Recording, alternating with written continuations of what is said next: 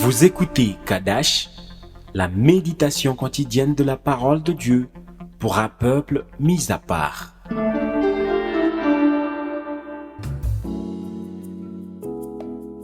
Gloire à Jésus, tu es vivant. Aujourd'hui, je prie pour l'onction du Saint-Esprit sur toi et que ta foi soit affermie. Au nom de Jésus-Christ, Amen.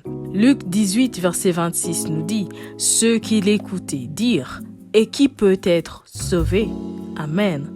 Bien-aimés en Christ, les disciples posaient la question à Jésus, qui venait d'envoyer un jeune riche vendre tous ses biens pour le suivre.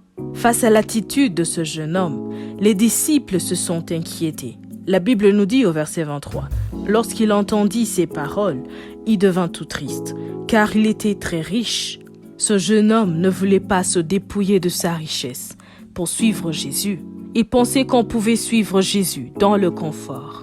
Bien-aimés en Christ, pour bien suivre Jésus, il faut se dépouiller de tout ce qui est la première place en nous et le laisser régner en premier, lui seul.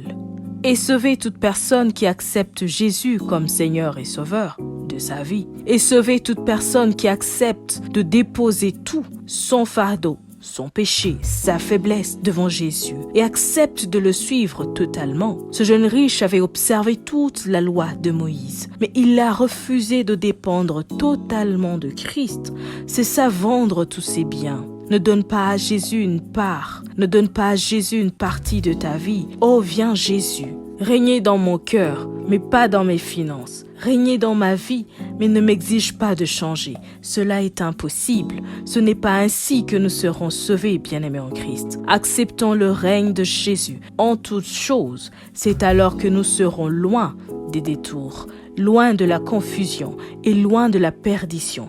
Nous serons enracinés dans notre Sauveur et dans son salut. Que la grâce de notre Seigneur Jésus-Christ, l'amour de Dieu et la communion du Saint-Esprit soient toujours avec toi. Sois richement béni. Shalom.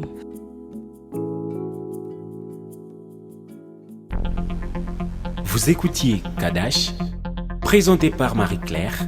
À bientôt.